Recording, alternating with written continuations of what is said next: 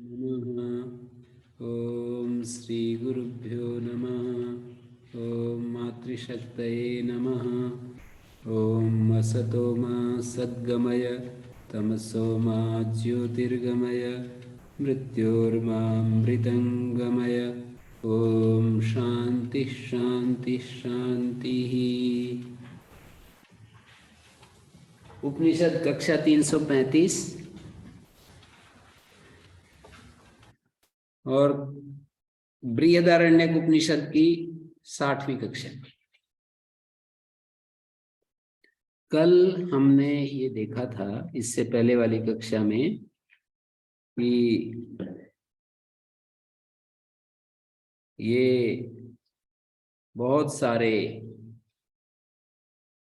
अंतर्यामी ब्राह्मण बोलते हैं इसको। अंतर्यामी बहुत सारे प्रसंगों को उठा करके कहा कि इसमें अंतर्यामी रूप से ये एस्त आत्मा अंतर्यामी अमृता, ये हर एक वाक्य के अंत में मिल रहा है। एक तो सूत्रात्मा वायु के बारे में पूछा और एक अंतर्यामी के बारे में, दो के बारे में पूछा। तो कौन सा वो सूत्र है जिसने सबको थाम रखा है, बांध रखा है? तो उसका वायु, सूत्रात्मा वायु बोलते हैं उसको।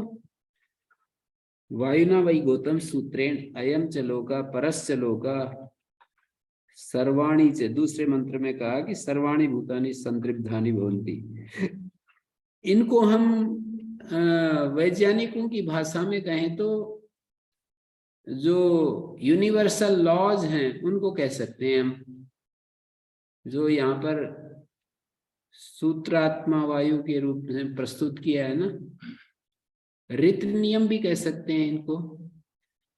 जो सत्य नियम जो इस अस्तित्व में काम कर रहे हैं, हर जगह एक एक अणु परमाणु में नियम काम कर रहे हैं।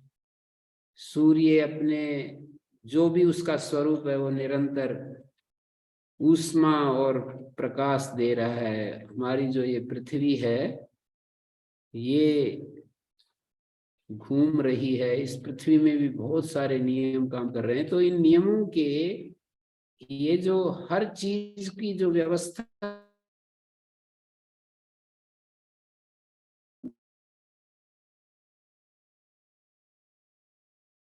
तत्सूत्रम वायुना वही गौतम सूत्रेण अयम च लोका परस्य लोका।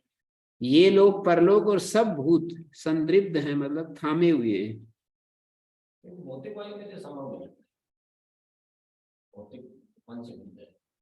तो ये जो सूत्र आत्मा वायु का मतलब है जो नियम, यूनिवर्सल लॉज, ऋत नियम जो काम कर रहे हैं उनको यहाँ पर सूत्रात्मा वायु शब्द से कहा।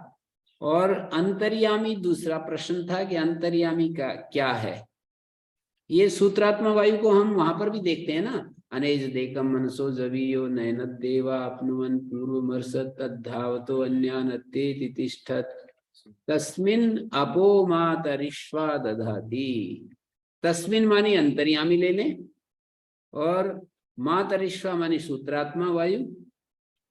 उसके होने पर मातरिश्वा अपो दधाति, अपने काम कर रहा है। अपह शब्द कर्म का वाचक है। तस्मिन अपो मातरिश्वा दधाति, उसके होने से ही, मानी उस आत्मा के होने से ही। और इसका एक स्थूल अर्थ ये भी करते हैं वैसे कि मातरिश्वा जो वायु है, अंतरिक्ष में जो वायु रहता है वो वायु अपा दधाति, जल का निर्माण कर रहा है। अप का अर्थ जल भी होता है, अप का अर्थ कर्म भी निरुक्त में बताया है, अपमानी कर्म।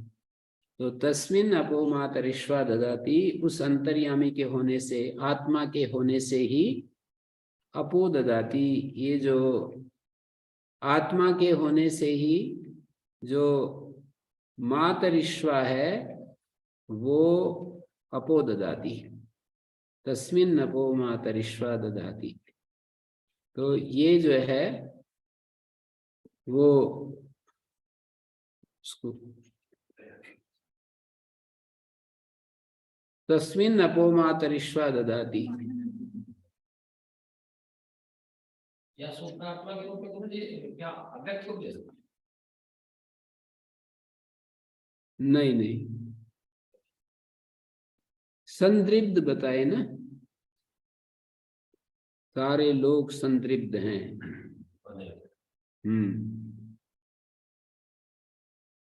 सब लोगों को, सब भूतों को जो बांधे हुए है, अयम च लोका परस्य लोका सर्वाणि च भूतानि संदृप्तानि भवन्ति तस्माद् वै गौतम। संदृप्त का अर्थ धारण भी तो किया, धारण किया। हाँ तो धारण किया है, ठीक है, तो वो सूत्रात्मा वायु ही धारण कर रहा है।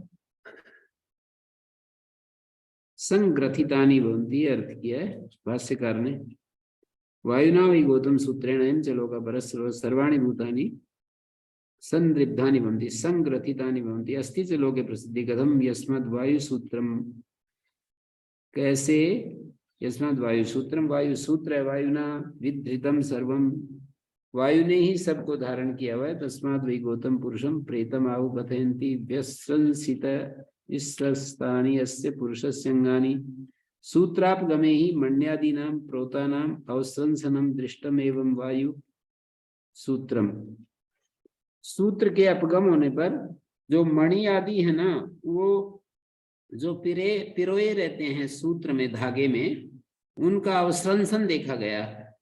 तो जब आदमी मर जाता है तो ऐसे लोग कहते हैं कि व्यस्रंसित विस्त्रस्तानि अस्य पुरुषस्य अंगानि, प्रेतम आहु व्यस्रंसितस्य अंगानि, इसके जो अंग हैं वो ढीले पड़ गए हैं। व्यस्रंसित, अभी वो अंग जो है ढीले पड़ गए हैं। वायु प्राण ने इसको, वायु का अर्थ प्राण तो हो सकता है, ये प्राण ने सबको धारण किया है। हमारे शरीर में जो काम है वो ब्रह्मांड में वायु का काम है। शरीर में उसको प्राण कहते हैं, ब्रह्मांड में उसको वायु कहते हैं। तो जमता तो है ये प्राण शब्द से। व्याख्याकारों ने तो वही दिया है, पंचभूतानि 10 बाह्यानि इंद्रियाणि पंचवृत्ति प्राणा चतुर्विधम अंतःकरणम सप्तदश विधत्वम। तो प्राण को वायु प्राण भी स्वतंत्र तो नहीं है। कर्मणाम वासनानां च उत्तर सृष्टि हेतूनां प्राणिभिर अर्जितानां आश्रयत्वाद अपेक्षितम् एव लिंगम इत्याह। कर्मणाम वासनानां,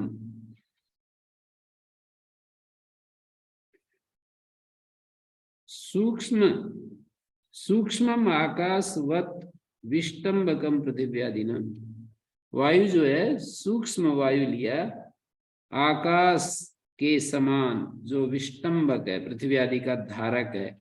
यदात्मकम सप्तदश विधम लिंगम कर्म वासना समवायी प्राणिनाम, जिस रूप में वो सप्तदश विध लिंग है, इसको हम हिरण्यगर्भ के अंतर्गत भी ले सकते हैं, जो ज्ञान शक्ति और क्रिया शक्ति दोनों का रूप है। तो हिरण्यगर्भ में दोनों चीजें आ जाती हैं। तो इस तरह से कुछ तो करना पड़ेगा। अंतर्यामी से अलग ये एक रूप है सूत्रात्मा। अंतर्यामी की एक शक्ति है। अंतर्यामी तो चैतन्य रूप है, केवल चिन्ह मात्र है। और अंतर्यामी से अलग जो ये नियम व्यवस्था सब जो जो हो रही है, वो सूत्रात्मा के माध्यम से हो रही है। तो दो चीजें यदि समझ में आ जाएं, अथर्ववेद में एक सूत्र आता है, मतलब एक मंत्र आता है, जो इस सब जगह सूत्र को जो जानता है, फैले हुए सूत्र को जो जानता है, फैला हुआ सूत्र को जो जानता है, जैसे विततम, वहां पर ये कहा है विततम, उसको ही ब्राह्मण समझो।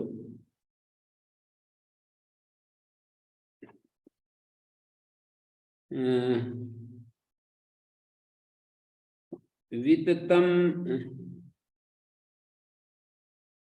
ये जो सब जगह फैला हुआ सूत्र है, प्रारंभ कहाँ से एक शब्द बता दीजिए। हैं? प्रारंभ का एक शब्द बता देना। वो तो मैं ही ढूंढ लेता, प्रारंभ का पता चलता तो। सूत्रम वेदाहम सूत्रम विततम यस्मिन् होता प्रजा इमा।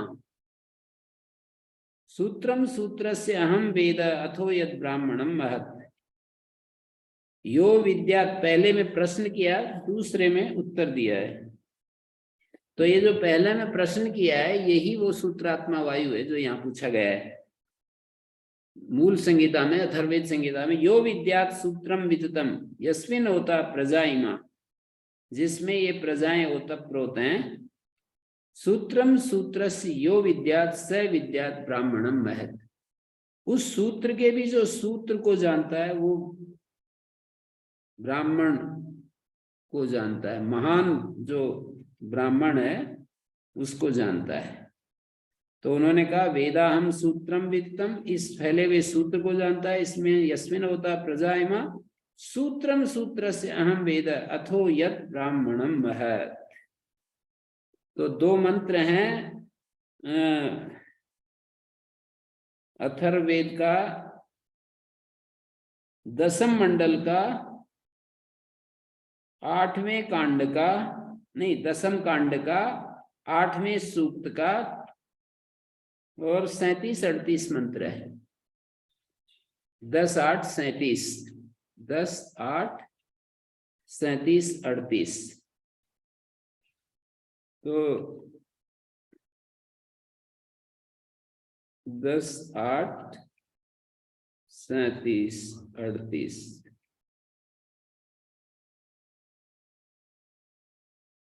सूत्रम सूत्र यो विद्यात्, या से शुरू होता है, यो विद्यात् विततम सूत्रम, जो इस फैले हुए सूत्र को। इस मंत्र में मुझे लगता है कि दोनों चीज आ गई। ये जो यहाँ दो प्रश्न किए अंतर्यामी और सूत्रम के विषय में दो प्रश्न किए हैं, तो इन दोनों को यहाँ पर अथर्ववेद के इस 8वें मतलब 10वें मंडल के 10वें कांड का, अथर्ववेद में कांड होते, मंडल नहीं होते, 10वें कांड के 8वें सूक्त का 37-38 नंबर। यो विद्या सूत्रम विततम यस्मिन् होता प्रजा इमा, जिसमें ये प्रजाएं ओतप्रोत हैं। एक तो ये, और सूत्रम सूत्रस्य यो विद्या, सूत्र का भी जो सूत्र, सूत्र का भी सूत्र तो अंतर्यामी हो जाएगा। तस्मिन अपो मातरिश्वा ददाति, उस तस्मिन सती, उस अंतर्यामी के होने पर ही मातरिश्वा अपो ददाति, ये सूत्र अपना काम करता है।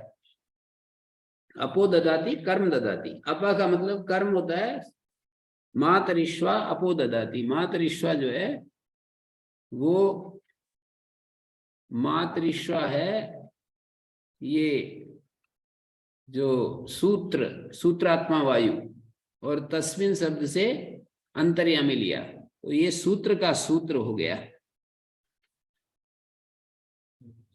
सूत्रम सूत्रस्य अहम वेद, सूत्रम सूत्र से, पहले प्रश्न 37 में 38 में ना, 37 में तो प्रश्न किया है, 38 में मैं उत्तर दिया है कि मैं सूत्र के सूत्र को जानता हूं।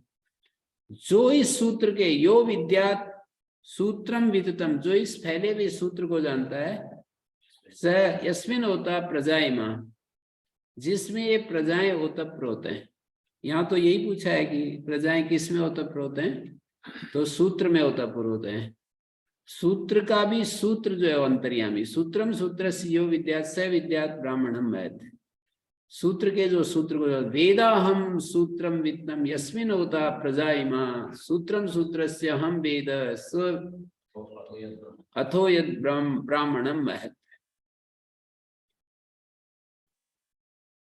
मेरे ख्याल में श्रोताओं को पूछ लूं कि आप लोग इसको समझ गए हैं। ये दूसरा जो मंत्र है ना,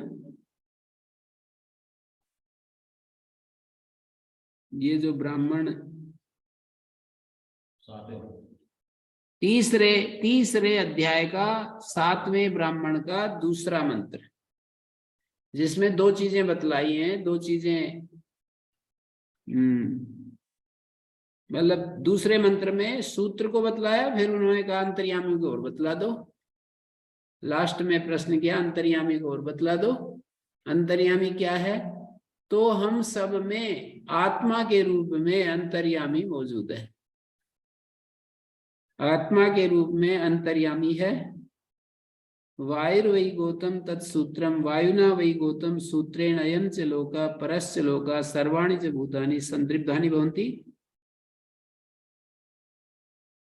तो इन दोनों को जो जानता है, पहले मंत्र में तो ये बतलाया कि इन दोनों को जो जानता है, सूत्रात्मा वायु और अंतर्यामी, ऐसे दिया है ना। जैसे इस पहले ही मंत्र में 7वें ब्राह्मण का पहला ही मंत्र, यो वै तत्काप्य सूत्रम विद्या तम च अंतर्यामिणम, उस अंतर्यामी को जो जानता है और उस सूत्र को जो जानता है, स ब्रह्मविद, स लोकविद, स देवविद, स वेदविद, स भूतविद, 1 2 3 4 5, स आत्मविद और स सर्वविद। 7 शब्द हैं ये। तेभ्यो ब्रवीद यदहम तदहम वेद, तेभ्यो अस्मभ्यम अब्रवीत, हमारे लिए उसने व्याख्यान करके बतला दिया सूत्रात्मा क्या है और अंतर्यामी क्या है। तदहम वेद, मैं पूछ रहा हूं आपसे, मैं तो जानता हूं। तच्चेत त्वं याज्वल्क सूत्रम अविद्वान, अविद्वान च अंतर्यामिणम, सूत्र को भी ना जाने और उस अंतर्यामी को भी ना जाने। इन गायों को यदि ले जाते हो, ब्राह्मणों की गायों को, ब्राह्मणों की इन गायों को हाँक करके ले जा रहे हो, मूर्धा ते विपतिष्यति, तुम्हारा मूर्धा गिर जाएगा। तो याज्वल कहता है वेद वा अहम तत्सूत्रम, वेद वा अहम गौतम तत्सूत्रम तम च अंतर्यामिणम, उस सूत्र को भी जानता हूं, उस अंतर्यामी को भी मैं जानता हूं। योवा इदम कश्चित ब्रूयाद वेद वेद, कहते हैं ऐसे तो बोलते ही रहते हैं, वेद वेद ऐसे बोलते ही रहते हैं। जब आप बताओगे तब पता चलेगा। योवा इदम कश्चित ब्रूयाद, इस बात को वेद वेद कहते रहते हैं, ऐसे काम नहीं चलेगा। यथा वेद तथा ब्रूहि, यो वै इदम कश्चित ब्रूयात, योवा का मतलब यो वै कश्चित इदम ब्रूयात वेद वेद इति, यथा वेद तथा ब्रूहि, जैसा जानते हो वैसे बताना पड़ेगा। तो उन्होंने बतलाया कि वायुर्वा गौतम तत्सूत्रम, वायु जो है प्राण वायु, इसकी कल्पना आप नियमों के रूप में भी कर सकते हो, जो ज्ञान शक्ति क्रिया शक्ति सबको जो धारण कर रही है, रित नियम के रूप में। वेदों में रित नियम फैले हुए हैं। हमने एक दृष्टि पुस्तक में रित नियमों को, एक चैप्टर में रित नियमों को बताया, व्याख्यान करके 10-20 उदाहरण दिए, 10-15 उदाहरण दिए कि कैसे कैसे नियम धारित हो रहे हैं। तो रित नियम तो बहुत ही लाखों लाखों नियम काम कर रहे हैं। वो तो हमें तो बहुत थोड़े से नियमों का पता है। अनंत नियमों, मतलब अनंत, में एक्चुअल में अनंत बता रहा हूं, ऐसा नहीं कह रहा हूं कि उनकी संख्या नहीं कर सकते इसलिए हम अनंत कह रहे हैं। वास्तव में ही अनंत है वे नियम जिनसे ये सारा अस्तित्व चल रहा है। कितने कितने जीव जंतुओं के अपने अपने व्यवहार, इतने, वो आचार्य वागीश जी बता रहे थे कि कोई एक पक्षी है, कहाँ से कहाँ जाता है, 3-3 हजार किलोमीटर दूर जाकर के अंडे दे देते हैं, और फिर वो वहीं, मतलब जिस दिशा से वे आते हैं उसी दिशा में फिर चले जाते हैं। क्या क्या नियम, कितने सारे नियम है, क्या गिनाएं हम इनको। जो सूर्य से जो किरणें आती हैं ना पृथ्वी के ऊपर, तो बीच में कितना ओजोन लेयर, वैज्ञानिकों ने इन नियमों की बहुत ज्यादा खोज की है, बहुत ज्यादा। तो ये जो सूत्रात्मा से संबद्ध नियम ही खोज रहे हैं वैज्ञानिक निरंतर। अंतर्यामी की खोज दार्शनिक करते हैं, और नियमों की खोज वैज्ञानिक करते हैं। अंतर्यामी की खोज में दार्शनिक लगे हुए हैं, योगी लोग लगे हुए हैं, और नियमों की खोज तो वैज्ञानिक कर ही रहे हैं। इन दोनों को जो जानता है उसको आत्मविद, योगविद और सारे क्या क्या दिखा दिया, सर्वविद, स ब्रह्मविद, स लोकविद, स देवविद, स वेदविद, स भूतविद। वो भूतों को जानता है, लोक को जानता है, वेद को जानता है, ब्रह्म को जानता है, आत्मा को जानता है, सब कुछ जानता है वो। तो एक तो अंतर्याम, ये तो सूत्रात्मा की बात कही, फिर अंतर्यामी की बात कही कि ये और बताओ, अंतर्यामी के बारे में और बता दो। तो यह पृथिव्याम तिष्ठन् पृथिव्या अंतरो यम पृथ्वी न वेद यस्य, ये सारा कितने 21 जगह, 3 से लेकर 23 तक, मानी 12, 13 और 8 21। अधिदैव पक्ष में 12 हो गए, अधिभूत में 1 है, और अध्यात्म में 8, जो कुल मिलाकर के 21। अंतर्यामी को समझाने के लिए 21 चीजों को पकड़ करके बताया है, 21 तत्वों को, या 21 अलग अलग अवस्थाएं, अलग अलग अवस्थाएं,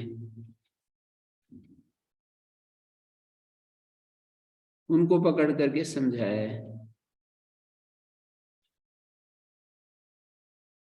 जैसे सबसे पहले पृथ्वी को बताया, फिर पृथ्वी के बाद इसको बताया अग्नि को, अंतरिक्ष को, वायु को, द्युलोक को, आदित्य को, पृथ्वी के बाद अग्नि। थोड़ा एक क्रम भी है याद रखने के लिए, कोई थोड़ा सा विचार करेंगे ना तो क्रम भी मिल जाएगा हमको। जैसे पृथ्वी और पृथ्वी के देवता, पृथ्वी है, पृथ्वी का देवता अग्नि है, अंतरिक्ष है, अंतरिक्ष का देवता वायु है, द्युलोक है, द्युलोक का देवता आदित्य है। 6 तो बिल्कुल याद हो जाएंगे, पृथ्वी, अग्नि, अंतरिक्ष, वायु और द्युलोक और आदित्य। फिर आदित्य, ये 6 तो हो गए, यानी पृथ्वी और अग्नि, अंतरिक्ष और वायु, द्युलोक और आदित्य, ये 6 हो गए। उसके बाद दिशाएं हो गई, सब तरफ दिशाएं हो गई। दिशाओं में जो दिक्षु, यह दिक्षु तिष्ठन् दिग्भ्यो अंतरा, दिशाओं से जो, दिशाओं के भीतर जो रमा हुआ, दिशाओं से अलग, दिशाओं से चल करके उसके भीतर, अवधित्व की अपेक्षा से पंचमी है ये, दिग्भ्यो अंतरा। नहीं तो षष्ठी करते थे, दिशाओं के भीतर, दिशाओं से आरंभ करो और उसके भीतर घुसो, दिशाओं के भीतर जो अंतर्यामी है। यम दिशो न विदु, दिशाएं जिसको नहीं जानती, यस्य दिशः शरीरम, दिशाएं जिसका शरीर है, अवधित्व की अपेक्षा से पंचमी है। यह दिशा, यो दिशो अंतरो यमयति, जो भीतर रहता हुआ दिशाओं का नियंत्रण कर रहा है। तो ये 7 हो गए, 6 के बाद दिशाएं 7वां, और 8वां हो गया चंद्र और तारागण। दिशाओं के बाद चंद्र और तारागण ये हो गए, तो ये 8 हो गए अधिदैव पक्ष में। और फिर सर्वभूत ले लिए, सर्वभूत ले लिए तो ये 9वां हो गया। नहीं, 8 के बाद 12 तक पहुंचना है ना हमें। चंद्र तारागण में जो रहता है, यस चंद्र तार के तिष्ठन्, चंद्र, इसको याद करने में भी बहुत सरल है, कठिन नहीं है। जो थोड़ा संस्कृत जानते हैं उनके लिए कठिन नहीं है। यस चंद्र तार के तिष्ठन्, चंद्र तार के भ्यो, चंद्र तार के तिष्ठन्, चंद्र तारकादंतरा, यम चंद्र तारकम न विदु, यस्य चंद्र तारकम शरीरम, यह चंद्र तार के अंतर तो यमयति, ऐसे बोलेंगे।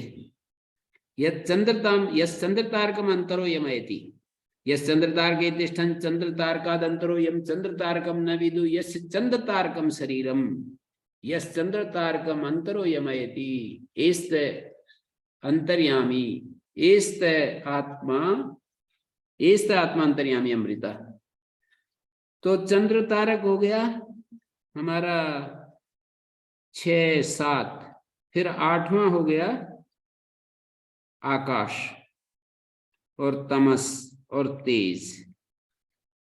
8वां चंद्र तारा, 9वां आकाश, 10वां तमस और 11वां तेज हो गया। चंद्र और तारा को यदि हम 2 मान लें तो 12 हो जाते हैं, वैसे तो 11 ही होंगे शायद, हैं? तो छूट गया। क्योंकि 3 से लेकर 14 तक। हाँ, तो आकाश हो गया, आकाश के बाद तमस हो गया, तमस के बाद तेज हो गया। ये दोनों भी अंधेरा और प्रकाश, ये 2 हैं अलग अलग। अंधेरा और यस तेजसी तिष्ठन तेजसो अंतरा, जो तेज से अलग है, भीतर है, तेज के भीतर है। यम तेजो न वेद यस्य तेजस शरीरम यस तेजो अंतरो यमैति स्तात्म अंतर्यामी अमृता इति अधिदैवतम अथ अधिभूतम। तो 6 और दिशाएं 7, आदित्य 8, आदित्य नहीं 6 हो गए आदित्य तक, और दिशाएं 7 हो गई, चंद्र तारागण 8, आकाश 9, तमा 10, तेज 11। माने तीसरे मंत्र से लेकर 1 2 3 4 अग्नि, अच्छा बीच में एक अपसु रह गया ना, तो इस तरह 12 हो गए। पृथ्वी के बाद अग्नि नहीं है, पृथ्वी के ऊपर जल को याद रखना पड़ेगा कि पृथ्वी पर जल है, जल के बाद फिर अग्नि है, पृथ्वी का देवता, अंतरिक्ष है, वायु है, फिर द्युलोक है, द्युलोक के बाद आदित्य है, ये सब हो गए। आदित्य के बाद दिशाएं हैं, दिशाओं के बाद चंद्र तारा है, चंद्र तारा के बाद आकाश है, आकाश के बाद तमय है, तमय के बाद तेज है। ऐसे 12 हो गए। इन सब के भीतर जो रहता है और इनका नियमन कर रहा है, वो जिसके कारण से उसकी उपस्थिति ही इन सब को नियमित कर रही है। ये उसके शरीर बने हुए हैं, ये नहीं जानते कि ये उसके शरीर बने हुए हैं, ये नहीं जानते कि हम उसके शरीर हैं, और वो इनके भीतर रहता हुआ ही इनका नियमन कर रहा है। और फिर सर्वाणि भूतानि आ गया, सभी भूत, सर्वेषु भूतेषु तिष्ठन् सर्वेभ्यो भूतेभ्यो अंतरो यम सर्वाणि भूतानि न विदु, यम सर्वाणि भूतानि न विदु यस्य सर्वाणि भूतानि शरीरम यस्य सर्वाणि भूतानि अंतरो यमैति स्तात्मांतर्यामी अमृता इति अधिभूतम अथ अध्यात्मम। अब अध्यात्म में सबसे पहले प्राण को पकड़ा, फिर वाणी को पकड़ा, प्राण वाक चक्षु, प्राण वाक चक्षु श्रोत्र, यही क्रम आता रहता है। प्राण का मतलब घ्राण, प्राण का मतलब प्राण नहीं, या प्राणे तिष्ठन, क्योंकि दूसरी इंद्रियों के साथ प्राण शब्द बोला गया है, तो प्राण का मतलब घ्राण, प्राण वायु सहित जो घ्राण है ना, उसको यहाँ पर प्राण कह रहे हैं। तो सबसे पहले घ्राण, घ्राण के बाद आया नंबर वाक, घ्राण वाक चक्षु श्रोत्र मन, 5 हो गए। फिर त्वचा आ गया, फिर विज्ञान बुद्धि आ गया, और रेतस आ गया, ये 8 हो गए। तो ऐसे हम याद कर सकते हैं। सभी मंत्रों में ये भी कहा है एस्त आत्मा अंतर्यामी अमृता, ये तुम्हारा अंतर्यामी आत्मा अमृत है। मानी चक्षु में जो रहता हुआ, चक्षु का नियंत्रण कर रहा है जो, वही तुम्हारा आत्मा अंतर्यामी अमृत है। चक्षु में रहता है, चक्षु जिसको नहीं जानती कि ये मेरा आत्मा है, चक्षु जिसका शरीर है, यस चक्षुषी तिष्ठन् चक्षुषो अंतरो यम चक्षुर न वेद यस्य चक्षु शरीरम यस्य चक्षु शरीरम यस चक्षुर अंतरो यमयति यस चक्षुर अंतरो यमयति एस्त आत्मा अंतर्यामी अमृता। या श्रोत्रे तिष्ठन श्रोत्रादंतरा, श्रोत्र में रहता हुआ श्रोत्रादंतरा यम श्रोत्रम न वेद यस्य श्रोत्रम शरीरम यह श्रोत्रम अंतरो यमयति इस्ते आत्मा अंतर्यामी अमृतः। ऐसे ही मनसी तिष्ठन मनसो अंतरो यम मनो न वेद यस्य मनो शरीरम यम मनो अंतरो यमयति यह मनो अंतरो यमयति यह मनो अंतरो यमयति इस्ते आत्मा अंतर्यामी अमृतः। मनस के बाद आ गया त्वच, और त्वच के बाद बुद्धि, और बुद्धि के बाद रेतस। तो यहाँ भाष्यकार ने एक बड़ी अच्छी बात उठाई। यहाँ पर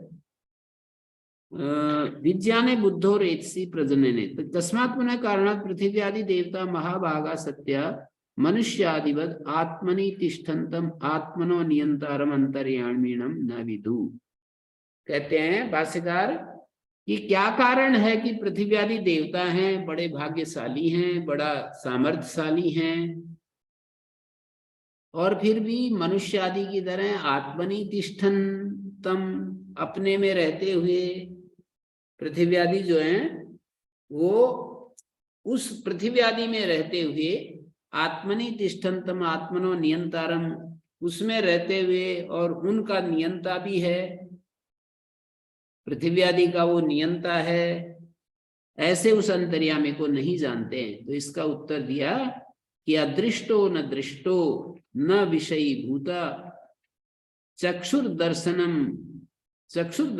कस्यचित् स्वयं तु चक्षुषी सन्निहितत्वात् अदृशी स्वरूपा इति दृष्टा। स्वयं तु चक्षुषु सन्निहितत्वात् दृशी स्वरूपा इति दृष्टा। भाष्यकार कहते हैं कि अदृष्टो दृष्टा, अदृष्टो दृष्टा, अश्रुत श्रोता, अमतो मनता, अविज्ञातो विज्ञाता। तो माने अदृष्टो न दृष्टो न विषयी भूता, जो विषय नहीं बनता कभी भी, किसका विषय नहीं बनता? चक्षुर्दर्शनस्य विषय नहीं बनता।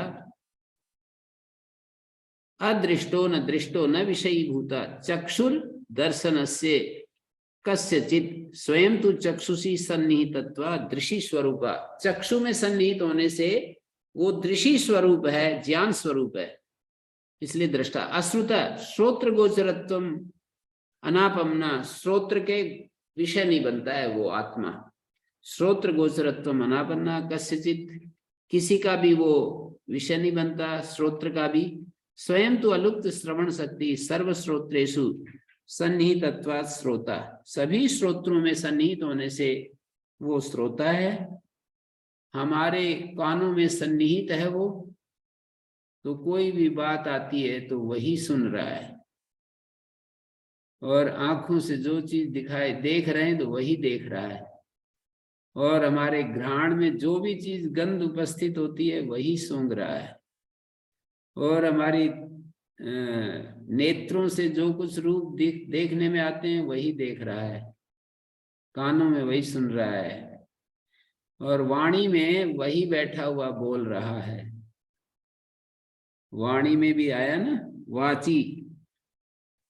वाची तिष्ठन, घ्राण में वाक शक्ति के रूप में कुछ कर्मेंद्रियों को भी पकड़ कर बता दिया कि हमारे हाथों में बैठा हुआ वही काम कर रहा है। ऐसा यदि पूरा आदमी वो हो जाए, स्थिर हो जाए इस ज्ञान में कि हाथों में वही काम कर रहा है, पैरों में चलता हुआ वही चल रहा है, उसी के अंदर ये शक्ति जो है ना, पैरों में जो शक्ति है चलने की वही चल रहा है, हाथों में वही काम कर रहा है, वाणी से वही बोल रहा है, वाणी में जो बोलने की शक्ति है वही बोल रहा है। वाची तिष्ठन वाचो अंतरो यम वाचम यम वांग न वेद यस्य वाक शरीरम यो वाचम अंतरो यमयति, वाणी को भीतर रहता हुआ उसका नियमन कर रहा है। आत्मा अंतर्यामी अमृता, चक्षु में रहता हुआ, चक्षु से भीतर है, चक्षु से शुरू करके भीतर है वो,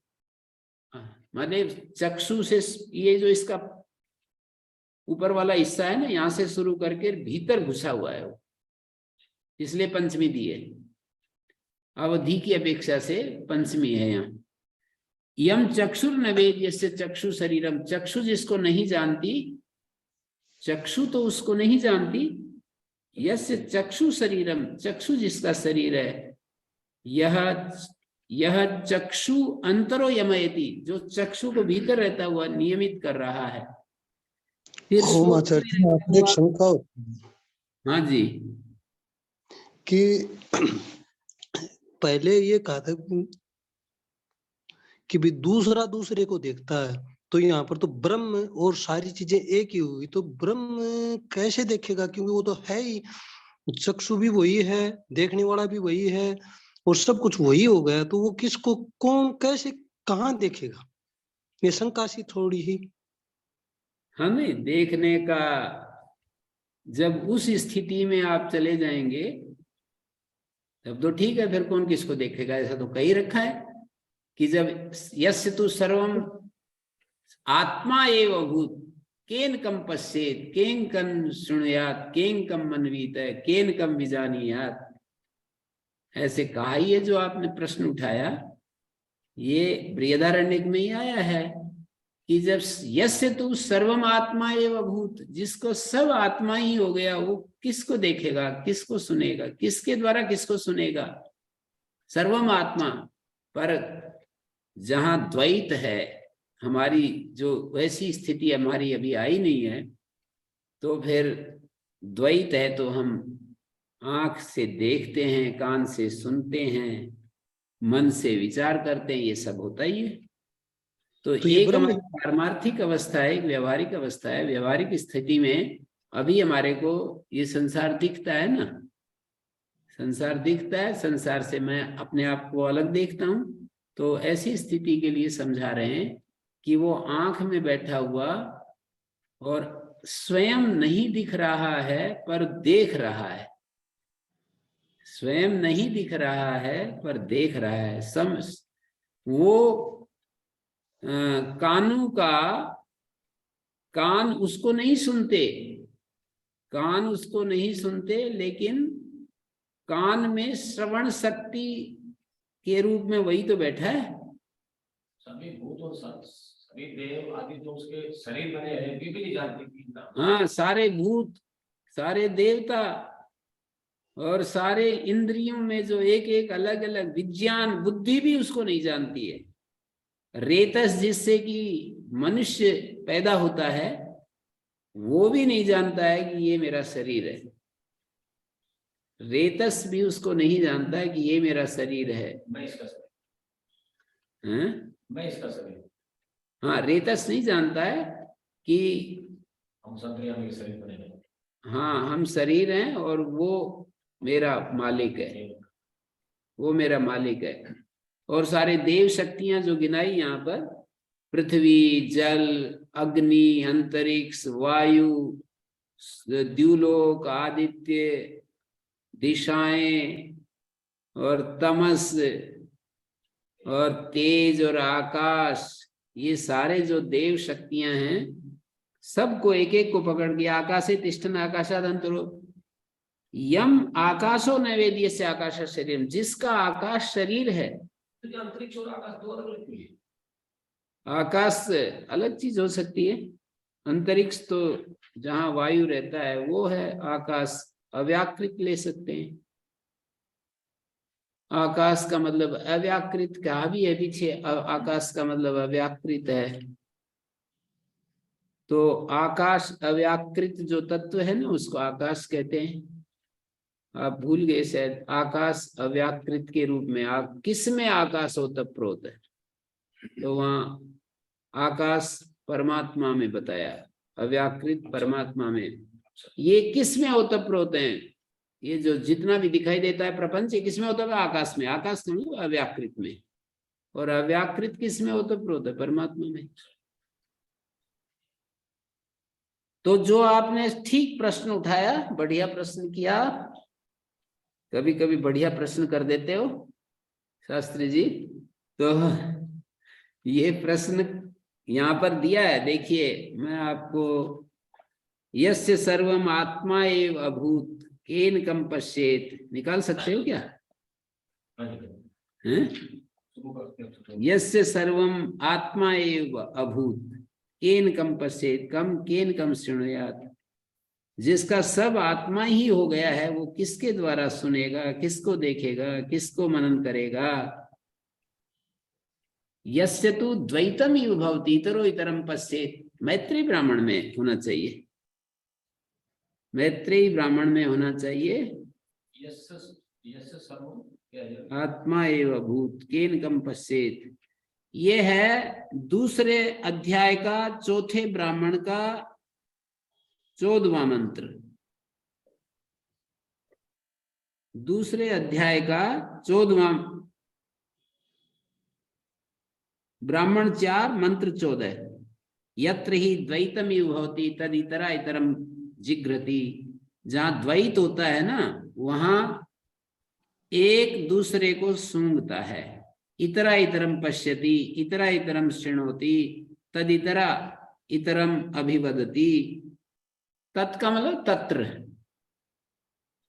2 4 14 निकाल सकते हो आप पढ़ने वाले लोग।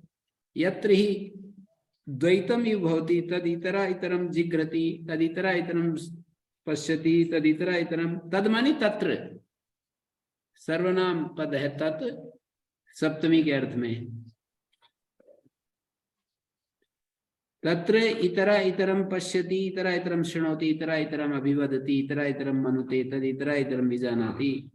अब आगे लिखते हैं यत्र वा सर्वम आत्मा एव अभूत, इस ब्रह्मविद की जहां आत्मा ही सब कुछ हो गया ना, द्वैत खत्म हो गया, तत् केन कम जिघ्रेत केन कम पश्येत केन कम शृणुयात केन कम अभिवदेत केन कम मन्वीत केन कम विजानीयात, येन इदं सर्वं विजानाति तं केन विजानीयात। जिसके द्वारा सब कुछ जाना जाता है ना, जिसके कारण से सब कुछ को जानते हैं, उसको हम किससे जानेंगे? विज्ञातारम अरे केन विजानीयात, येन इदं सर्वं विजानाति, जिसके द्वारा इदम सर्वम विजानाति, इस सब को जानता है कौन? लोक। विजानाति का है, विजानाति क्रिया का कर्ता कौन बनेगा? लोक। येन इदम सर्वम विजानाति लोकः, जिससे ये संसार विजानाति, यत्रापि अविद्यावस्थायाम अन्योन्यम पश्यति तत्रापि येन इदं सर्वं विजानाति तं केन विजानीयात्, येन विजानाति तस्य करणस्य विज्ञे विनियुक्तत्वात्।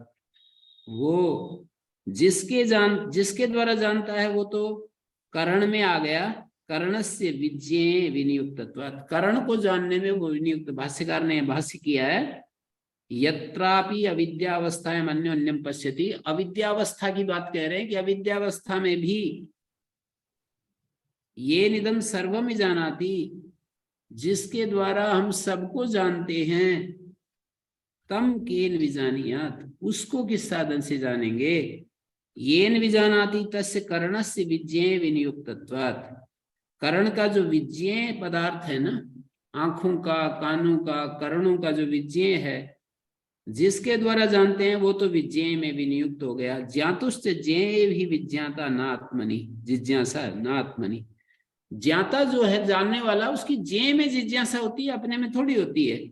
न च अग्नेरिव आत्मा आत्मनो विषयो, ऐसा नहीं कह सकते। अग्नेरिव, अग्नि की भांति स्वयं स्वयं का विषय, आत्मा आत्मनो विषयो न च अविषय ज्ञातुर्ज्ञानम उपपद्यते।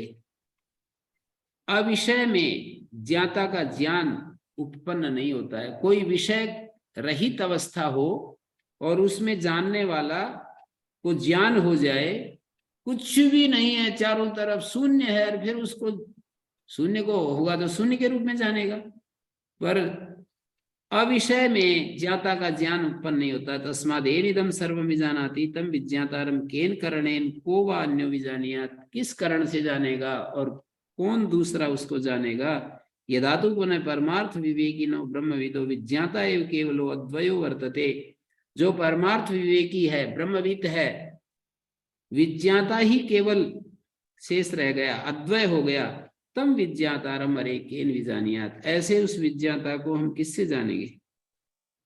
माने जिस चक्षुर आदि से लोक जानता है तस्य विषय ग्रहणे उपक्षीणत्वा न साक्षिणी प्रवृत्ति येन कूटस्थ बोधेन व्याप्तो लोका सर्वं जानाति येन इदम जानाति तम साक्षिणम केन करणेन को वा ज्ञाता जानीयात। कौन जानने वाला किस कारण से जानेगा। येन कूटस्थ बोधेन व्याप्तो लोका, कूटस्थ बोध से व्याप्त लोग ही सब चीजों को, येन सर्वमिदम भी जानाति, तो येन चक्षुरादिना लोको जानाति, जिस चक्षुरादि के द्वारा लोग जानता है वो तो विषय ग्रहण में उपक्षीण हो गया, मानी आंख आदि तो विषय ग्रहण में क्षीण हो गए, उसकी साक्षी में प्रवृत्ति नहीं हो सकती। आंख अपने साक्षी को नहीं जान सकती है, कान अपने साक्षी को नहीं जान सकता है। आंख, कान, हाथ, पैर, वाणी, घ्राण इंद्रिय अपने साक्षी को नहीं जान सकते हैं।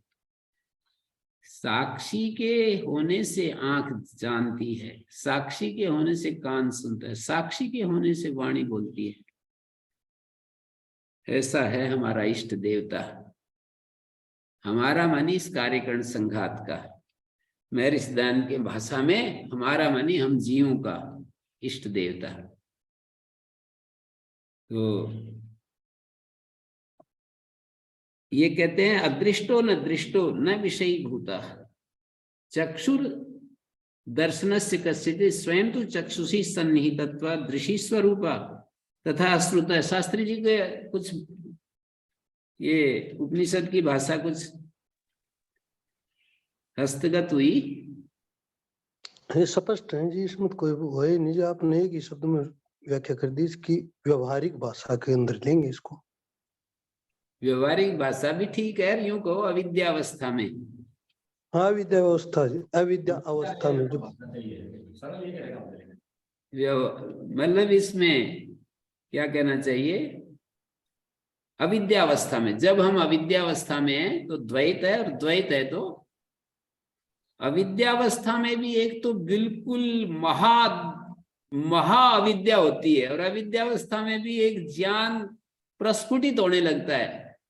तो अविद्यावस्था में भी मैं देखने वाला और ये चीज दिखने वाली ऐसी एक अवस्था आती है।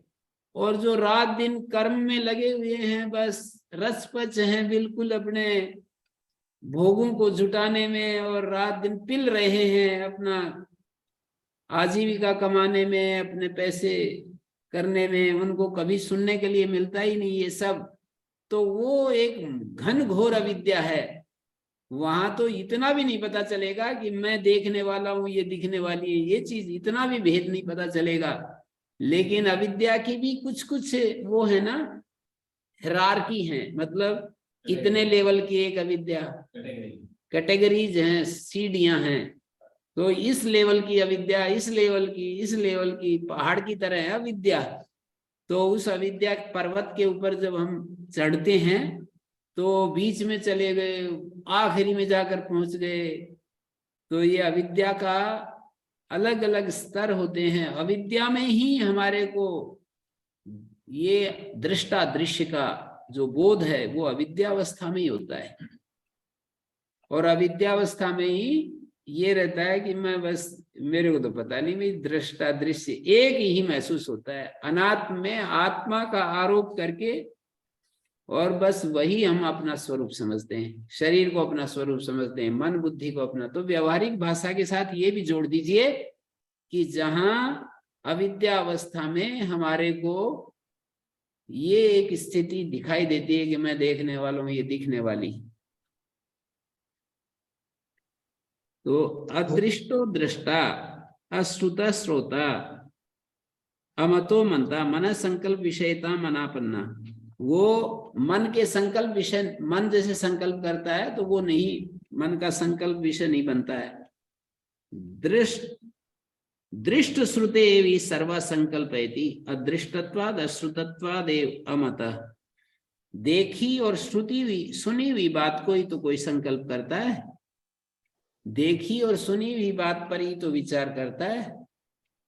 तो अमतो अलुप्त मनन शक्तित्वात् सर्व मनस्सु सन्निहितत्वात् च मनता। सभी मनों में सन्निहित होने से, वही सब मनों में सन्निहित है, उसके कारण ही हमारा मन मनन करता है, जान रहा होता है। अविद्या तो निश्चय गोचरता मनापन्न, निश्चय का विषय नहीं बनता है वो, पर रूपादिवत सुखादिवद वा स्वयं तो अलुप्त विज्ञान शक्तित्वात्, अलुप्त विज्ञान शक्ति होने से, सभी मनों में सन्निहित होने से वो मनता। अविज्ञाता निश्चय गोचरता मनापन्नो रूपादिवत सुखादिवद वा स्वयं तो अलुप्त विज्ञान शक्तित्वात्, स्वयं उसकी विज्ञान शक्ति अलुप्त है, सन्निहित है, तो विज्ञाता। तत्र यम पृथ्वी न वेद यम सर्वाणि भूतानि न विदु अन्य नियंतव्या विज्ञातारो अन्य नियंता। ये एक प्रश्न उठाया आखिरी में भाष्यकार ने कि भाई यूं कह रहे हैं कि यत यम पृथ्वी न वेद, जिसको पृथ्वी नहीं जानती, यम सर्वाणि भूतानि न विदु, जिसको सारे भूत नहीं जानते, जिसको पृथ्वी नहीं जानती, जिसको सारे भूत नहीं जानते, अन्य नियंतव्या विज्ञातारा, अन्यो नियंता अंतर्यामी। अन्य जो है नियंतव्य हैं जानने वाले, और अन्य है नियंता अंतर्यामी। इति प्राप्तम तद अन्यत्व आशंका निवृत्त्यर्थम उच्यते। उस अन्यत्व की आशंका को हटाने के लिए क्या समस्या आ गई कि जिसको पृथ्वी नहीं जानती और जो सारे भूतों को, यम सर्वाणि भूतानि न विदु, और सारे भूत जिसको नहीं जानते, इसका मतलब यह है कि नियंतव्य अलग है, अन्य नियंतव्य विज्ञातारा, अन्यो नियंता अंतर्यामी। ये जो अंतर्यामी है एक अलग है, और नियंतव्य जो विज्ञाता है, अन्य नियंतारा विज्ञातारा, अन्य नियंतव्य, नियंतव्य का मतलब नियंत्रण करने योग्य, जो ये जानने वाले हैं, विज्ञातारा, विज्ञातारा है या अविज्ञातारा पाठ है यहाँ है? अन्य नियंतव्या विज्ञातारा, माने जो विज्ञातारा है इंद्रिय, हाँ जानने वाले हमें नहीं लग रहा है ये जानना है, हाँ ये अलग है और नियंता अलग है, हाँ। ऐसा कहना है, ऐसा प्राप्त होना है। जानने वाले जो नियंतव्य हैं, इंद्रियां आदि, यहाँ यहाँ ये कह रहे हैं कि नियंता और अंतर्यामी, ये दोनों अलग हैं। विज्ञाता जो नियंता और नियंता अंतर्यामी, ये दो अलग हो गए, ये दो प्राप्त हो गए। विज्ञातारा नियंतव्य अन्य और नियंता अंतर्यामी अन्य। मतलब एक परमात्मा है और दूसरे जीव अनंत हैं, इस तरह की भाषा बनेगी। इसका नियमन किया जाता है, वे विज्ञाता भिन्न है और उनका नियमन करने वाला अंतर्यामी उनसे भिन्न है। हाँ, इस पंक्ति को देखिए, जिनका नियमन करने किया जाता है ऐसा विज्ञाता अलग हैं, और जो नियमन करने वाला अंतर्यामी भिन्न है। ऐसी प्राप्ति होने पर तद अन्यत्व आशंका, उस अन्यत्व की आशंका को हटाने के लिए कह दिया नान्यो अतो, नान्या अतो, नान्या अतो अस्माद अंतर्यामिनो, नान्यो अतो दृष्टा। इस अंतर्यामी से भिन्न कोई और दृष्टा नहीं है, इससे कोई और श्रोता नहीं, इससे कोई भिन्न और मनता विज्ञाता नहीं है। यस्मात् परो नास्ति दृष्टा श्रोता मनता विज्ञाता, जिससे पर मानी अन्य, जिससे अन्य कोई दृष्टा श्रोता मनता विज्ञाता। यो अदृष्टो दृष्टा श्रोता, श्रोता जो स्वयं दिखाई नहीं देता पर दृष्टा है, सुनाई नहीं देता पर श्रोता है। प्राण अमतो मनता विज्ञातो विज्ञाता, अमृता अमृता सर्व संसार धर्म वर्जिता, सारे संसार धर्मों से रहित, सर्व संसारी नाम कर्मफल विभाग करता, सभी संसारियों के कर्मफल विभाग का करता। एस्त आत्मा अंतर्यामी अमृता अस्माद ईश्वराद आत्मनो अन्यदातम, इस ईश्वर रूप आत्मा से अन्य जो भी है वो सब विनाशी है। ततः उद्दालक आरोणी रूपराम। तो ये हमने दोबारा इस पर विचार कर लिया, और इसमें किसी का कुछ प्रश्न है तो रखा जा सकता है। अगला ब्राह्मण हम फिर प्रारंभ करेंगे। अभी कोई प्रश्न है तो आप पूछिएगा। इसमें तो मुझे बिल्कुल स्पष्ट है, एक आत्मा मूल श्रुति में बिल्कुल एक बार में कई बार कहा है, एक ही आत्मा है, दूसरा कोई दृष्टा ही नहीं, तो इसको दूसरी पद्धति वाले इसकी व्याख्या करते हैं। नहीं, वो तो मैंने बतलाया ना, दूसरी पद्धति वाले ऐसे भिन्न व्याख्या करते हैं कि वो जो परम दृष्टा परमात्मा है उससे भिन्न कोई और देखने वाला नहीं, सुनने वाला नहीं, वो एक ही है, अनेक नहीं है। परमेश्वर ईश्वर वो एक ही है, अनेक ईश्वर नहीं है। अनेक ईश्वर का निषेध करने में बता देते हैं हर जीवात्मा में ईश्वर अंतर्यामी है, ऐसा मतलब हर जीव में ईश्वर जो है वो अंतर्यामी का अंतर्यामी रूप से है और दो नहीं होते हैं वो। ये समझ में कैसे बढ़ाएंगे वहां पर भोक्ता कौन है, ईश्वर भोक्ता है या जीवात्मा भोक्ता है? वो अलग अलग श्रुतियों में कह रखा है ना कि द्वा सुपर्णा सयुजा सखाया समानम वृक्षम परिशस्वे तयोरन्या पिपलम स्वादवती। एक उनमें से स्वादु फल चख रहा है, सुखी दुखी हो रहा है, दूसरा जो है दूसरा केवल देख रहा है। तो इसमें भी जैसे सांख्य प्रक्रिया से स्वामी हरियाणा ने इस मंत्र की व्याख्या की है कि जो जीव होता है वो तो भोगता है, पर जीव के अंदर जो आत्म तत्व है वो भोगता नहीं। सांख्याचार्य ने ये व्याख्या की है कि दो कैसे बताएंगे, वो दो कैसे बताएंगे?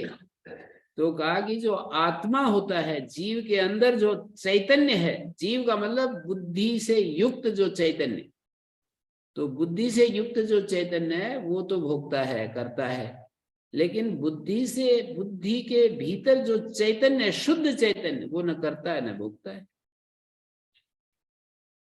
तो लोग ये पूछते हैं ना कि अद्वैत में इस मंत्र की क्या गति होगी?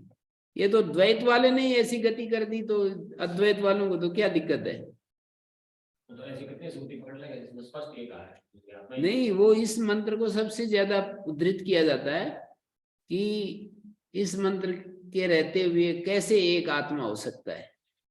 तो जो द्वैत का शिखर आचार्य हैं, जो इस युग में हुए हैं और साधक भी थे, बहुत ज्यादा सुपठित भी थे, उन्होंने इसकी व्याख्या की है कि एक जीव है और एक शुद्ध आत्मा है। सांख्य की प्रक्रिया में मानी एक आत्मा का शुद्धतम रूप बताया जाता है और एक उसका जीव रूप बताया जाता है। आत्मा जब बुद्धि से संयुक्त है तो उसका जीव भाव है, विशिष्ट से जीवत्व अन्वय व्यतिरेकात, ऐसा सूत्र है। और जब आत्मा का शुद्धतम रूप देखोगे तो वो न भोगता है न करता है, केवल दृष्टा मात्र है। तो हम जीवों का जो बुद्धि संयुक्त जो रूप है ये तो है कर्ता भोक्ता, लेकिन उसके अंदर यदि आत्मा को शुद्धतम रूप में देखोगे तो वो न करता है। नित्य शुद्ध बुद्ध मुक्त स्वभाव तद्योगादृते सूत्र में जो आता है, असंगोयम पुरुषा, ये पुरुष असंग है, ऐसे परिभाषाएं जो दी है ना आत्मा की। निर्गुणत्वा न चित धर्मा, चित उसका धर्म नहीं है, चित स्वरूप है आत्मा। ये सांख्य के तो सूत्र हैं सारे। निर्गुणत्वा न चित धर्मा असंगो येयम पुरुषा, ये सांख्य का ही सूत्र है। उपनिषद का वाक्य को वहां पर उद्धृत किया है सांख्य में। और जब उपाधि से युक्त होता है तो करता साक्षात संबंधात साक्षित्वम, और आखिरी में जाकर के ये औदासीन्यम, आत्मा के शुद्धतम रूप को देखेंगे तो उदासीन है। और चित्त सानिध्यात, चित्त के सानिध्य से बुद्धि में कर्तृत्व आ जाता है, चेतन के साथ। बुद्धि और चैतन्य का जो समुदित रूप है वही जीव है। हाँ, वही करता भोगता है।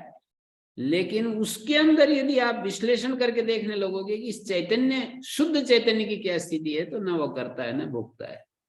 अभिचाकसीति, इस वाक्य को ही उद्धृत किया जाता है कि वो तो केवल दृष्टा मात्र है, वो उसका कुछ लेना देना नहीं है। यदि शुद्धतम रूप को देखोगे तो, केवल बुद्धि को देखें तो बुद्धि तो जड़ है, वो कैसे करता भोक्ता होगी। तो उनके समुदाय में कर्तृत्व भोक्तृत्व आ जाता है, जीव में कर्तृत्व भोक्तृत्व आ जाता है।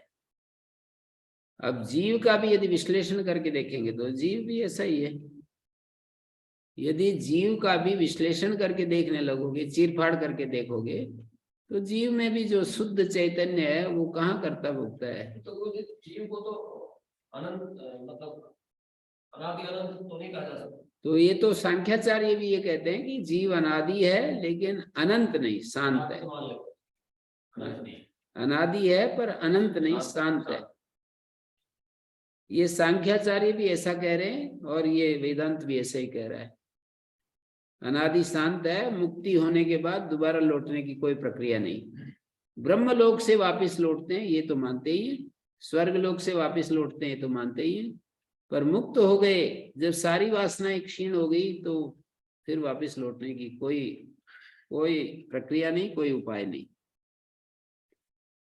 ओम शांति शांति शांति।